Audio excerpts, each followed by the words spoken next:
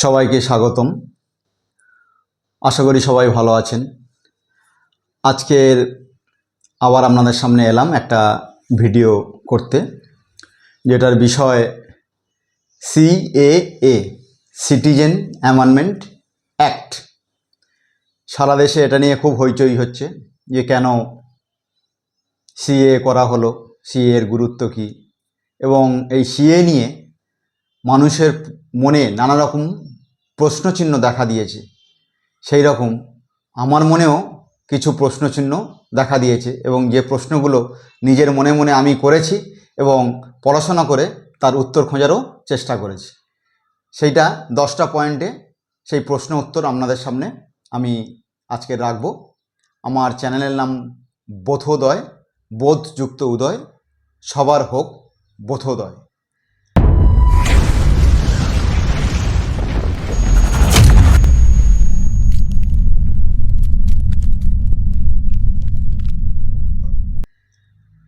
আমার প্রথম প্রশ্ন এই সিএকে নিয়ে, যে ভারতীয় নাগরিকদের উপর সিএ কি প্রভাব ফেলবে, অর্থাৎ ভারতীয় নাগরিকদের উপর সিএ কি কোনো প্রভাব ফেলবে? এটা হচ্ছে আমার প্রথম প্রশ্ন। উত্তর: ভারতীয় নাগরিকদের সঙ্গে সিএর কোনো সম্পর্ক নেই। এদেশের নাগরিকদের মৌলিক অধিকার উল্লেখ রয়েছে ভারতীয় সংবিধানে। সিএ বা এই সম্পর্কিত কোনো আইন তা খর্ব করতে পারে না। এই সম্পর্কিত ভুল তথ্য প্রচার হচ্ছে, ভুল বোঝানো হচ্ছে। মুসলিম সহ ভারতীয় নাগরিকদের ওপর সিএ এর কোনো প্রভাব পড়বে না। আমার দ্বিতীয় প্রশ্ন, সেকেন্ড প্রশ্ন, সিএ কাদের জন্য? 2014 সালের 31শে ডিসেম্বর পর ধর্মীয় কারণে পাকিস্তান, বাংলাদেশ এবং আফগানিস্তান থেকে ধর্মীয় কারণে বিতাড়িত হিন্দু, শিখ, জৈন, বুদ্ধ, পার্সি এবং খ্রিস্টান শরণার্থীদের জন্য সিএ। এই 3 দেশ বা অন্য কোনো দেশ থেকে আসা মুসলিম সহ অন্য কোনো বিদেশি শরণার্থীদের জন্য সিএ লাগু হবে না। এটা গেল আমার 2 নম্বর প্রশ্ন। 3 নম্বর প্রশ্ন কি? 3 নম্বর প্রশ্ন, ওই 3 দেশ থেকে আসা হিন্দু, শিখ, জৈন, বুদ্ধ, পার্সি এবং খ্রিস্টানদের কিভাবে সুবিধা হবে সিএ থেকে? এর উত্তর আমি যেটা পড়াশোনা করে বার করেছি, যে পাসপোর্ট বা ভিসার মতো নথি না থাকলেও ভারতীয় নাগরিকদের জন্য আবেদন করা যাবে। এছাড়াও ভারত সরকার স্বরাষ্ট্রমন্ত্রী এই সিএ নিয়ে যে ডকুমেন্টগুলো বলা হয়েছে এবং সেটা মানুষের সামনে আরও পরিষ্কার করে উনি রাখবেন এবং এটাকে আরও সহজসাধ্য করে তুলবেন যাতে মানুষের কোনো অসুবিধা না হয়, এবং সেই নিয়ে অলরেডি আলোচনা চলছে।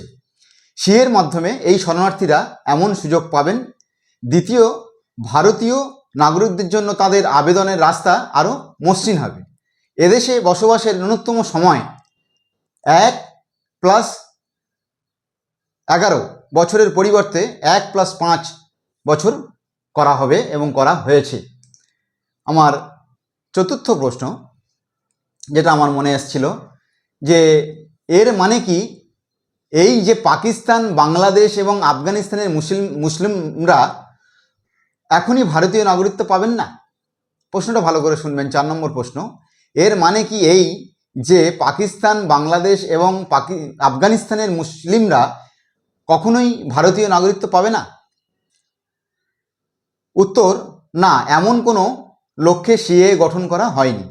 বিগত বছরগুলিতে ওই দেশগুলি থেকে শতাধিক মুসলিমদের নাগরিকত্ব দেওয়া হয়েছে। ভবিষ্যতেও যোগ্যতার বিচারে নাগরিকত্ব দেওয়া পাবেন এবং নাগরিকত্ব তারা পেয়ে থাকবেন। ধর্মের বিচারে নাগরিকত্ব দেওয়া হবে না। 2014 সালে ইন্দো বাংলাদেশ ছিটমহল সমস্যার সমাধানের পর 14,864 জনের বাংলাদেশ নাগরিককে ভারতীয় নাগরিকত্ব দেওয়া হয়েছে। এর মধ্যে হাজার হাজার মুসলমানও রয়েছে। আপনারা একটু পড়াশোনা করলে বুঝতে পারবেন। এটা গেল 4 নম্বর প্রশ্নের উত্তর। এবং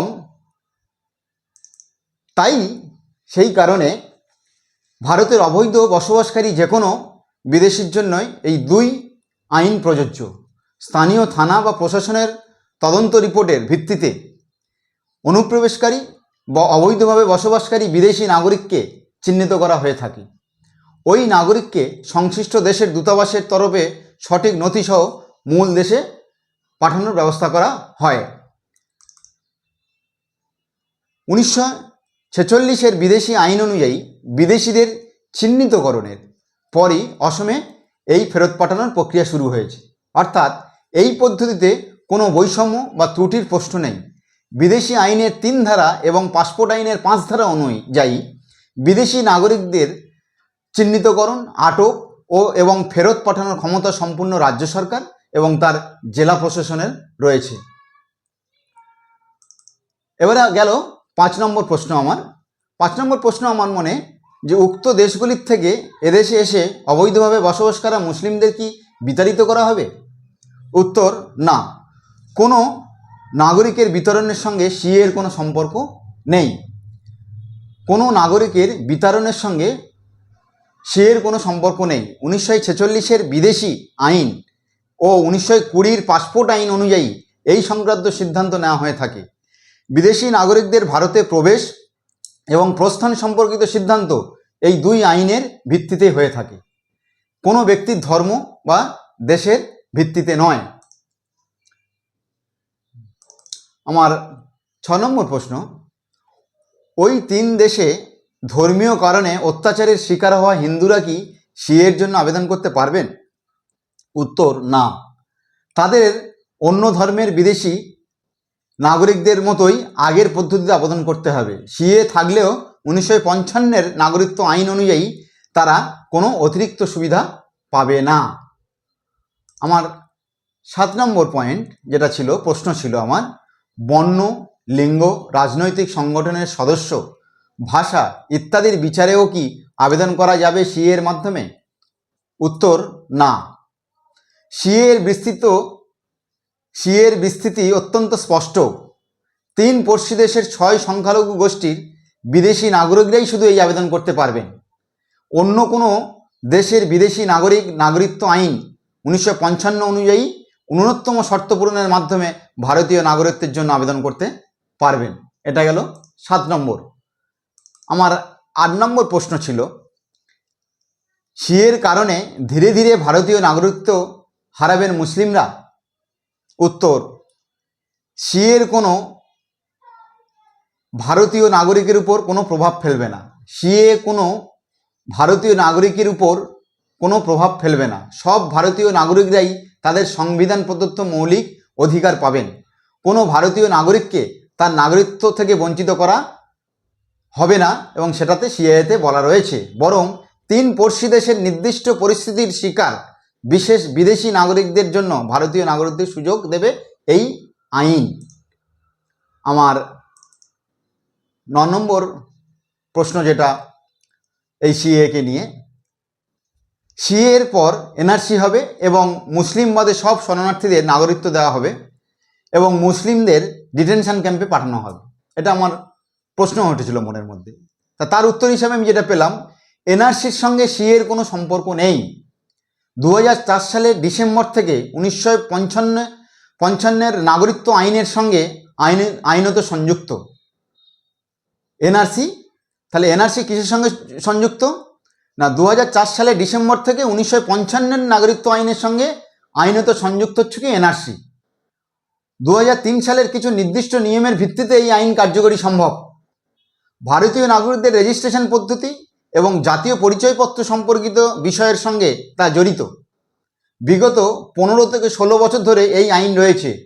সিএ আলাদা করে এতে কোনো পরিবর্তন আনেননি। এই উত্তরটা আবার শুনবেন যে এনআরসির সঙ্গে সিএর কোনো সম্পর্ক নেই। 2004 সালের ডিসেম্বর থেকে 1955-এর নাগরিকত্ব আইনের সঙ্গে আইনত সংযুক্ত এনআরসি এবং 2003 সালের কিছু নির্দিষ্ট নিয়মের ভিত্তিতেই এই আইন কার্যকরী সম্ভব। ভারতীয় নাগরিকদের রেজিস্ট্রেশন পদ্ধতি এবং জাতীয় পরিচয়পত্র সম্পর্কিত বিষয়ের সঙ্গে তা জড়িত। বিগত 15-16 বছর ধরে এই ধরনের আইন রয়েছে। সিএ আলাদা করে কোনো পরিবর্তন আনেনি। তাহলে 9 নম্বর যে আমার প্রশ্ন, সিএর এনআরসি হবে এবং মুসলিম বাদে শরণার্থী দের নাগরিকত্ব দেওয়া হবে এবং মুসলিমরা ডিটেনশন ক্যাম্পে পাঠানো হবে? এই প্রশ্নের উত্তর আমি এটা দিলাম।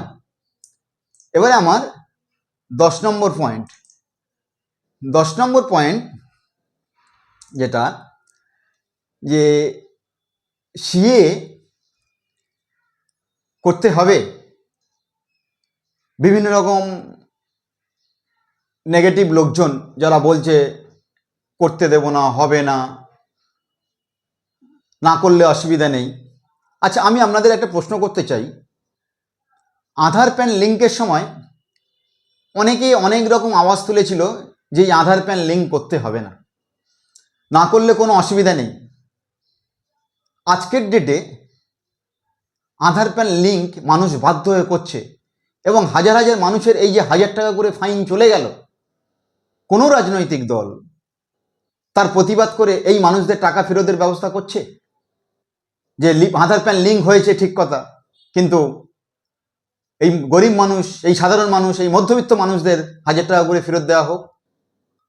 সুতরাং সবাই বলেছিল যে প্যান আধার লিঙ্ক করার দরকার নেই, আমাদের রাজ্যে এটা হবে না, আমরা এটা নিয়ে কোনো রকম আমাদের ভূক্ষেপ নেই। কিন্তু আজকের ডেটে মানুষ ভয়েতে ঘুমোতে পারছে না এই আধার প্যান লিঙ্কের জন্য। তার ব্যাংক থেকে এলোপাতাড়ি টাকা কেটে নিচ্ছে আধার প্যান লিঙ্ক না থাকলে। কারোর আটকানোর ক্ষমতা আছে? তো সুতরাং সবার একটা নির্দিষ্ট ক্ষমতা আছে, সেই ক্ষমতার বাইরে কেউ কিছু করতে পারে না, বাকিটা সব ভাঁওতাবাজি। আমি আপনাদের বলবো যে আপনারা পড়াশোনা করুন, জানুন, নিউজ চ্যানেল দেখুন এবং সিএ নিয়ে অভিজ্ঞতা অর্জন করুন, আদৌ সিএটা কি। এবং কেন্দ্রীয় সরকারের যারা প্রতিনিধিত্ব আছেন তাদেরকে আমি অনুরোধ করব যে সিএকে একটা ইংলিশের সিটিজেন অ্যামেন্ডমেন্ট অ্যাক্ট, এটা সবাই ইংলিশ পড়তে পারে না, আপনারা আপনাদের বিভিন্ন গ্রামে গ্রামে, বিভিন্ন ব্লকে ব্লকে আপনারা এটাকে বাংলা এবং বিভিন্ন মাতৃভাষাতে কনভার্ট করে এটা হ্যান্ডবিল আকারে আপনারা সবাইকে বিলি করুন, যাতে সিএ নিয়ে একটা পরিষ্কার ধারণা হয়। এবং আবারও বলছি, এই সিএ কিন্তু করতে হবে, একদিন বাধ্য হয়ে করতে হবে, তখন কিন্তু আপনাদের দেখবেন মানে পাশে আর কেউ নেই। সুতরাং আধার প্যান লিঙ্কের মতো এটা বাধ্যতামূলক, সিএ থেকে ছাড় কোনো জায়গা নেই। সুতরাং আপনারা সচেতন হন, কোনো রাজনৈতিক প্রলোভনে পা না দিয়ে নিজেদের সচেতনতা নিজেরাই বাড়ান। আমি চাই আপনাদের সবার বোধোদয় হোক, বোধযুক্ত উদয়। আমার চ্যানেলের নাম বোধোদয়। এই ভিডিওটি যদি ভালো লেগে থাকে, ছোট্ট একটা ভিডিও, তাহলে আপনারা এটা একটু শেয়ার করবেন, লাইক করবেন আর সবশেষে সাবস্ক্রাইব করে দেবেন। হ্যাঁ, তাতে এই রকম ধরনের ভিডিও আমি যাতে বানাতে পারি। এই ছোট ভিডিওর দ্বারা আপনাদের একটু অ্যাওয়ারনেস দেওয়ার চেষ্টা করলাম। আপনারা সচেতন হন, জানুন, বুঝুন এবং নিজেদের শিক্ষা নিজেরা অর্জন করুন যে আদতে কি আছে জিনিসটার মধ্যে। সুতরাং কোনো রকম নেগেটিভ কথাবার্তাতে পা না দিয়ে নিজের বিপদ বাড়াবেন না। নমস্কার, সবাই ভালো থাকবেন। আমি এই পর্যন্ত আমার ভিডিওটা শেষ করলাম।